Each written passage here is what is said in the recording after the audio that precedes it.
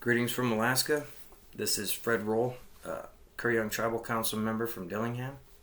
Um, Today, I want to talk to you about something relayed to me earlier this morning after I got done changing out my fuel pump in my car. Um, this lady, we'll call her Monica. She and two elder relatives and her two kids, Monica's two kids. One was 7, one was 4. And they went with the older relatives, her parents, I believe it was, to a remote fish-in lodge as a family vacation. They weren't necessarily there to go charter fishing or none of that stuff. They wanted to be out in the woods and spend time together as a family. Her mom was sick with cancer at the time and was in remission, and so they wanted to get some family time in, right? And I get the chills thinking about that. You'll know why in a minute. So, as they're going through, they were there for a 7-day trip, and it was on the 5th day there. Now, the lodge keepers kept this place immaculate. All the grass and the shrubs were cut back a good distance from the lodge to keep it bear aware. Kept it short, keep the mosquitoes down, all that kind of stuff. These lodge owners were on their stuff, and there's a lot of them that are. There's some shady ones, but the most part, top notch. So, I'm not going to name the lodge. However, they were up in the Wood-Tikchik State Park, okay, which is the same area I grew up in. I'll just say it's between Lake Aleknagik and the Tikchik Narrows is where this lodge is, okay? There's several through there, so. Anyway, they're doing their thing for 5 days. They got 1 night, 2 days, and then they leave, or something along those lines. They were in the very last portion of their visit. Now, for the last 5 days, it had been beautiful weather, all that. Kids running around right out in front of the little cabin there, having a great time. It was. She said it was some of the best times of their lives, especially spending that time with their mom. Her mom passed away a year or two after this incident happened. So having a great time. They had settled down for the day. They basically tuckered themselves out with fresh air, which kids will do. And yeah, you want them to run. You don't want them being a little pesky. Anyway, so kids do their thing. She brings them in so they can cool off in the shade, get out of whatever mosquitoes may have been there. And clouds had moved in and it started to rain. And it's the first sign of any rain the whole time they were there. So they weren't overly disappointed. It was just a nice little sprinkle, just basically getting everything wet. Well, she stepped out on the porch to smoke a cigarette. And as she's standing there smoking underneath the drip edge of this little cabin, she kept getting a weird smell. She said it smelled like a wet dog. And she figured, okay, maybe it's the camp dog nearby because they had like 3 Shelties or something, or some kind of little sheep herding dog that the lodge owners had on property at all times, just make noise, keep bears away kind of thing, right? Weren't attack dogs or guard dogs by any means, but just alarms, So she figured it was them, but it wasn't quite a wet dog smell. She couldn't pinpoint it. It wasn't nothing too like funky or rotten or dead or whatever. So she really thought nothing of it, and she's kind of facing towards the main lodge from this little outbuilding cabin where they're staying in. She's smoking her cigarette, and she's just looking at the bowl of mountains around her. It's just gorgeous, just taking it in, enjoying her cigarette. And out of her peripheral to her left, she sees movement.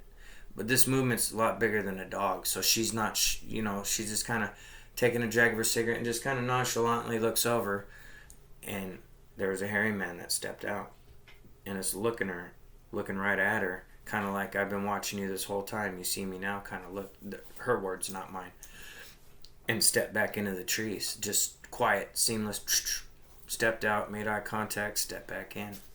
Ugh, jeez. Anyway, so yeah, drops her cigarette, or no, she didn't drop it outside, she still had it in her mouth when she ran inside, shut the door, and was standing there and was in shock until the cigarette burned down and almost burned her lip. That's what snapped her out of her shock. She runs, put the cigarette out the kitchen window, or not out the window, but in the sink, and was looking out the kitchen window, and this thing walked by the back of the cabin, making direct eye contact with her the whole time, just like it was nothing, just one fluid movement. She freaked out. She dropped down to below the counter level and tucked up against it and looks over, and both her kids are 5 feet away on this little couch thing, sleeping. Now, mom and dad had already tucked back into one of the 2 bedrooms to take a nap. Mom was tired, was dealing with some medication issues or whatever, so it was a leisurely day anyway. But so, thing walks by, she freaks. She immediately goes, okay, I need to get my kids out of in the view. Now, there wasn't a whole butt ton of windows in this place. There was one right above the kitchen sink.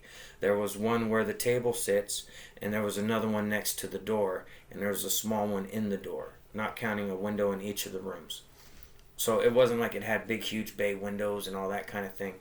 So she immediately thinks of her kids and jumps up and looks out the window, because the counter kind of ends where if she was facing the sink this way to her left, it kind of short little L on the counter, not very big. Then the kitchen table, then that other window was off to her left. So when she ducked down, she was facing that direction. When she stood up, she was looking directly out that window, kind of glancing between the two.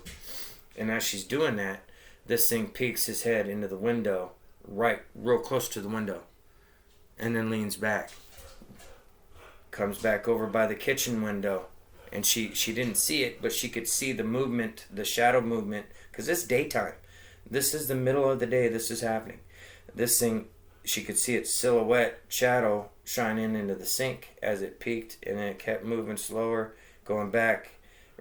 She said it was, when the shadow was moving, it was real janky. It was real, not very fluid. It was kind of like it was just kind of doing this number. And she's freaking. She grabs one of the coffee mugs and slams it against the sink to make noise. Instantly, the shadow was gone, out of where she could see. Woke the kids up, startled them. Somehow it didn't disturb her parents. I think her mom's medication, and her dad was old as well. I think Anyway, so they were sleeping harder than they normally would. Let's put it that way. And so immediately she gets the kids and gets into that bedroom. Now, that bedroom she's staying in, the particular window faces the total opposite direction of the window that faced out over the table where it peeked out and she saw it. And there's no curtain for this window. So she's immediately grabbing the blanket and she's hanging it over the trim and kind of tucking it and squeezing it behind the trim to get it to stay up, because she had no tacks. She wasn't planning it, And so she gets that blanket hung up and she gets the kids huddled over in the corner, and so she decides to make a game of it because they're a little freaked out. The 7-year-old's like smart enough to pick up on, hey, there's something happening here, and so his mom calms him down, says, hey, let's play pretend, make fort. Now, in that particular bedroom, it had a little love seat in the corner, so they used a couple of the cushions and the other bedding they had and made a little fort blocking their view from the window, even though it's now covered with the blanket, just to keep them out of view 100%. Of course, they're down with it. They're still tired, but they put in their effort. They make their little fort and they tuck under there. She sits in the room for a while until she hears the kids snoring. She goes out the door and is gingerly going, very short hallway. It's not a very big place. It's 2 bedrooms on one side, little bathroom, indoor facility, then the kitchen, short counter, table, little living area, door out, right? Not big at all. So she gingerly makes her way out, and she notices a shadow kind of motion, kind of like something moving like that, coming from that kitchen window. So she gets up to the edge and she peeks around the corner, and there's something moving a spruce bough from a spruce tree in front of the window every couple seconds. It was like it was at a certain cadence. It was just going back and forth every so often, back and forth. And she's not knowing what to make of it. She assumes it's this thing. Now, this is a operational lodge. There's other people in other little outbuilding cabins just across the way. Middle of the day, this is going on. but it's happening on the backside of this particular little bungalow cabin thing, right? So she's watching it, and she decides she's going to go over the door and scream for help out the door, and then shut the door and lock it, because obviously if it's on that side of the building, I have time to scream for help, shut the door before it can get around to get me. Fair enough. So she does that. She screams bloody murder out the door and shuts it and locks it. That woke up her kids, but at this point she didn't care. She was just wanting it to go away. She didn't want to come back out of that room and have this thing wave, whatever was going on with the spruce bough, waving it in front of the kitchen window. I don't know if it was trying to draw her out, get her attention. Who knows? It's speculation. But she was terrified. She had to. Anyway, so she does her screaming thing, and she's looking out the window, peeking, looking at the other windows to make sure nothing's looking at her. She was too petrified to get close to the windows to drop the Venetian blind style things that they had, because she was afraid it would break the window and snatch her out. That's how she felt. She felt very, very scared, and very fearful for her children, which, rightfully so. I mean, I totally understand that. I would be on point too.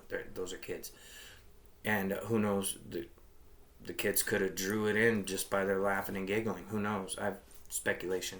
But anyway, so she does the scream thing a couple more times, and finally, one of the guests, he was a 15-year-old boy, heard her screams and came running across, and he had one of his dad's shotguns for goose hunting. And he comes running over, what's going on? And she said, hey, get inside. She brings him inside, because it's not much older than her. It was a 15-year-old boy. She pulls him inside and says, hey, look, there's a creature out here that was looking in the window and scared me and the kids, and I'm not sure it ran off. And he goes, well, I didn't see anything when I ran over here, and I had a pretty good view of the backside of the cabin. She goes, you didn't see all of back there. She wasn't having none of his excuses. She didn't want him trying to go look outside. She didn't want that on her conscience, because this thing was big, and the look it gave her was not one of friendship. So she tells him, look, give me the gun. I'm going to go over to the main lodge and see if there's anyone there.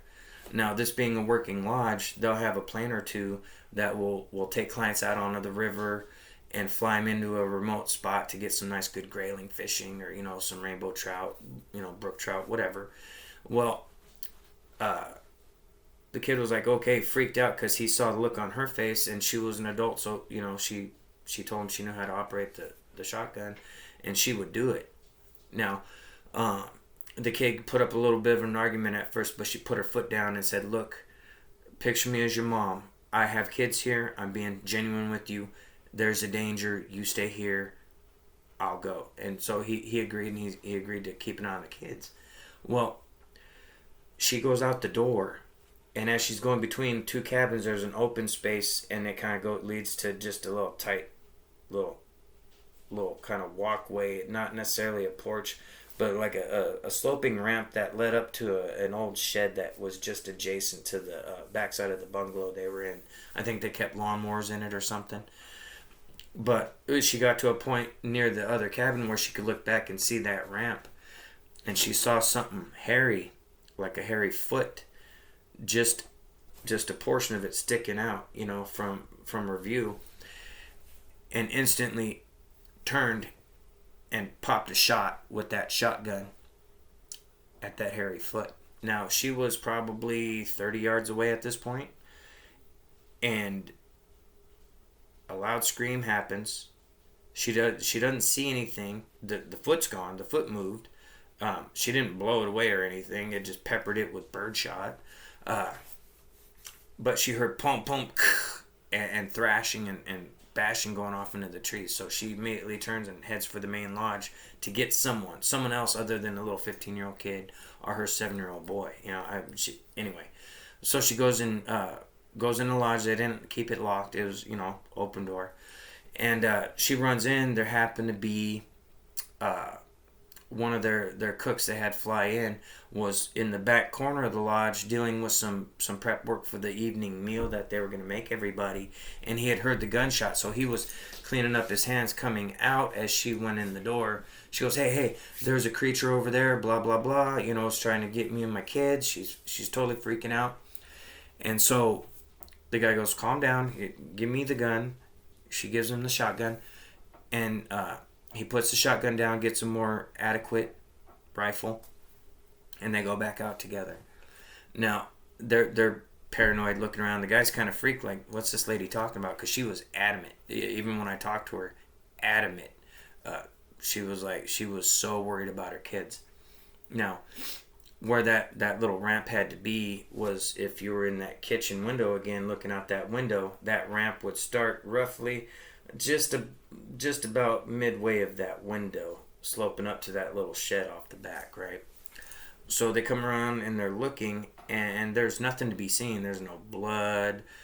You could see some of the impact of the pellets on the side of the cabin and part of the base of the ramp there. And as they're standing there inspecting it, the guy's looking around, and he's trying to make out tracks. He heard, the screams for help. He thought it was one of the kids playing at first, right? So her screaming, that boy going over there, and her coming, and the shot going off, it all accumulated on the guy. So he's sitting there trying to ask her, do you know what direction it sounded like it went? She goes, the woods. And she goes, I'm getting back inside to get my kids and my parents and get over into the main lodge. Keep an eye out for us. I'm going to get this little 15-year-old boy to come with us until people get back from their outings out on the skiffs and the planes. So she does that. He escorts them and everything, and they get all the kids up there, and the guy gives them some snacks and some stuff to chill out, just kind of change the mood, because the kids were freaking out, and especially the 15-year-old kept asking a million questions. What'd you shoot at? Why'd you shoot my dad's gun? All this stuff, So they abate the kid. They tell him, it was nothing major. It wasn't what I thought it was. It was a bear. Oh, bear, and just left it at that, right? So I'm not trying to drag this out. I promise. I'm trying to get to everything. So she wants another cigarette. Things have calmed down. It's been about an hour. Her and the guy with his rifle go out on that front porch, that where you can see the whole little spread there, and she's smoking a cigarette. On the back side, because her bungalow was the furthest one away on the left-hand side if you're standing in the front of this lodge. It was like 2 or 3 down, something like that. And so she sees this thing as she's smoking. We'll peek his head out real quick. It was happening real fast. It was just like... And so she points. She goes, look, gets the guy's attention. Look, it's behind the building. It's peeking his head out. And the guy sees it, and he's like, holy shit. So he gets the rifle, and he starts running that direction. And things stop peeking around the corner once it saw the guy running. So as he goes onto the front side to go around the corner looking at this thing ran around the other bungalows and came up by that porch where she was still smoking and ran in front of it, ran by, and just glanced up at her as it ran by, going back on down the way. Now, that's I don't know if it lured the guy away to try to get at her and then decided better of trying to get at her, or if it was just planning on going that way anyway. It's speculation. She said it made no aggressive motions towards her. It just ran by. It was about 20 feet away, and it was moving. But when it looked at her right in her eyes as it ran by. And so it takes off. The guy comes back because she screamed when she saw it come between the 2 bungalows further towards her, in between him and her, the guy with the protection. And so he runs back over, and he only caught the tail end of it just scurrying down the trail. It was moving. So now the guy is really spooked, and she said, it looked at me again. And she goes, I want my kids out of here today. Now, it was roughly 2-3 o'clock in the afternoon.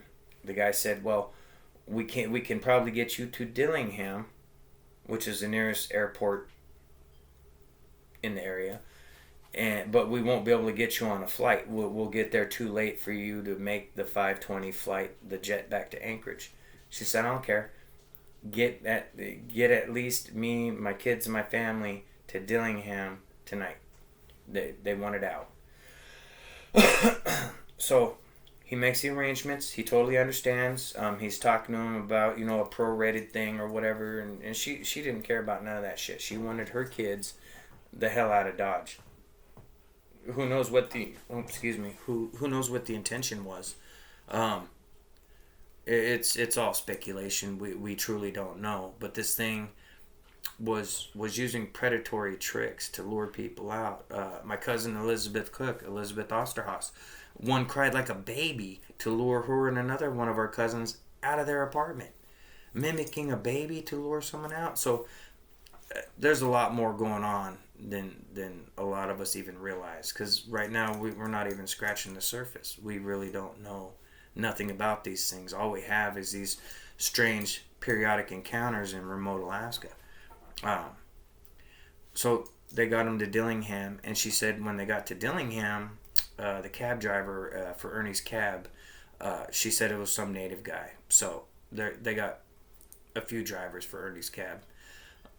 Anyway, so as they're getting a ride from the South Shore landing at the beach there at Aleknagik, the ranger, we called him Johnny Law. I'll just leave it at that. He was Dillingham PD for a little bit.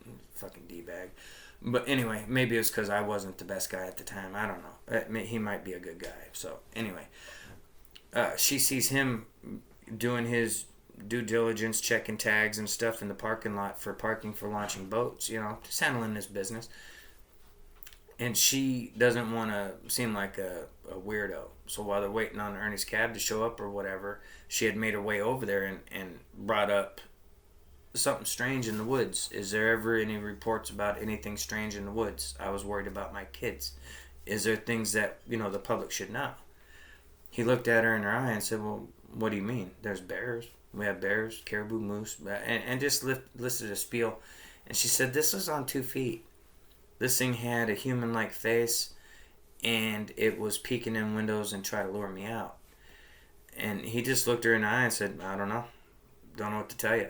Like no shit's given, And it's like, if a worried mom comes up to you and you're on your job, you would think you would be a little more attuned to, engage her and, try to calm her down. And anyway, it just goes to that whole thing where people really are not very accepting at all, even though there's so many thousands of people that have experiences, at least hundreds every year, and thousands since the beginning, not counting, God forbid, missing people. We just don't know what's going on with them. So anyway, anyone who's had an experience in Alaska, want to share, AlaskanHairymanProject@gmail.com or nocomp907@gmail.com.